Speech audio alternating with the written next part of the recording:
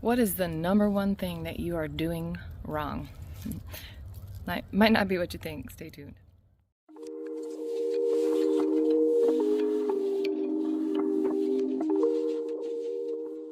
Welcome back to the Law of Attraction Detox, where we detoxify from toxic techniques to manifest our lives by living in the present moment and finding the truth of who we actually are, removing obstacles to everything that you desire. So today I'd like to talk about what is the number one thing that you're doing wrong.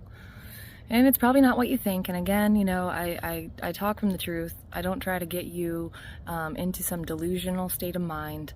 I don't try to get you further away from the truth. I try to bring you back home to yourself, which is actually a really simple process. It's not very easy because your mind wants to do more. Your mind thinks that there's something that you're doing wrong.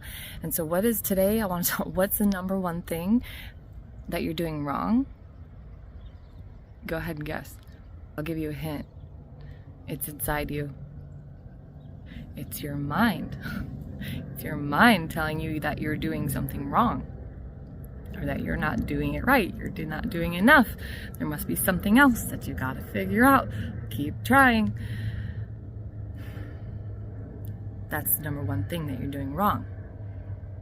See, the soul already knows. The soul already knows everything, every path, every corner, God is all knowing, right? Like, you didn't have to do anything to create this body. It was created. It's a perfect design. This whole planet is a perfect design.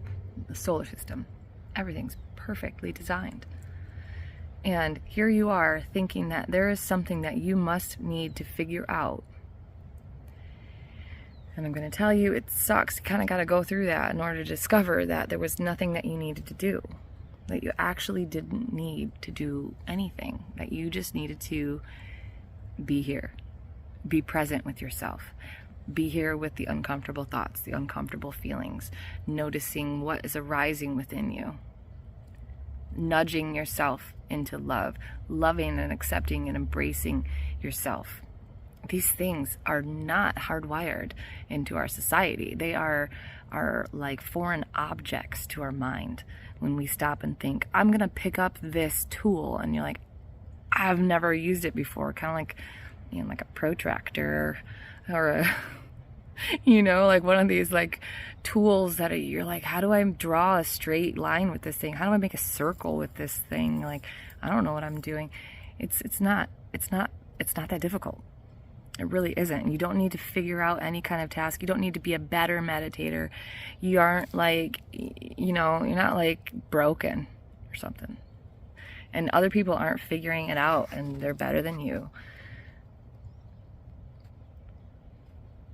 Yeah, I can hear you're probably disagreeing with me because you'd be like having the things that you want then, right? Well, why didn't I manifest the thing? This person manifested their person. That person manifested millions. What's wrong with me, Kristen? Because I must not have figured it out. Well, I'm here to tell you, they probably mastered knowing their true nature. They probably mastered knowing God within all things, within every thing. That is you. And your perception, my friend, is the only thing you can really control. You can control how you perceive your life to be. You can control your breath. You can't control your thoughts. I'm sorry to tell you that. I've tried that one. Didn't work out. No, it just stirs them up louder and louder and louder and louder. You can ignore your thoughts and just let them pass by like beautiful white fluffy clouds in the sky. You can choose to react differently. If you have a thought, you can choose to stop distracting yourself. There's a lot of choices you do have.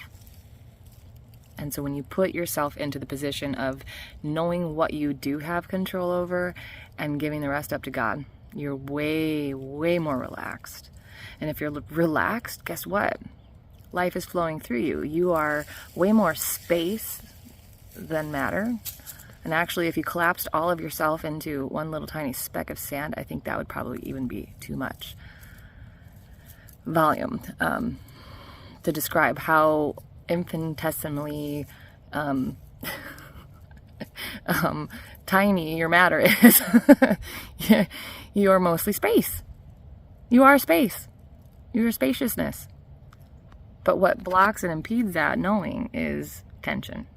That's why I'm a hypnotherapist. That's what I'm doing with my clients. I'm helping you get into a really deep, relaxed state. And I'm using your own words to describe the state of being that you would be in if you were already feeling that person, place, desire. It's not the person, the place, and the thing that you want. It's the feeling that you would have when you get it. I'm here to tell you that you're going to get the thing, and it's not going to change unless you did the work to change first. So what's the number one thing that you're doing wrong? Nothing. It's that you think you're doing something wrong. And if you need help getting these concepts, I'm more than happy to work with you. Schedule a coaching session with me. I do little mini ones now too that you can just like blip, get on, ask all the questions that you need, write all the notes down that you can. I'll stream of consciousness myself out onto the Zoom call and give you this baseline. I'm talking about baseline level skills. You don't get the keys to the truck as a 2-year-old and then jump in and know how to drive. You got to learn how to drive. So you get all this knowledge, but you're not practicing it. You're practicing the like step 5, 6, 7, 8, 9, 10 step to manifesting your life. When you haven't first done the tools to learn how to be here in the present moment to receive that. You haven't done the tools to rest in love. You haven't found that love within you yet.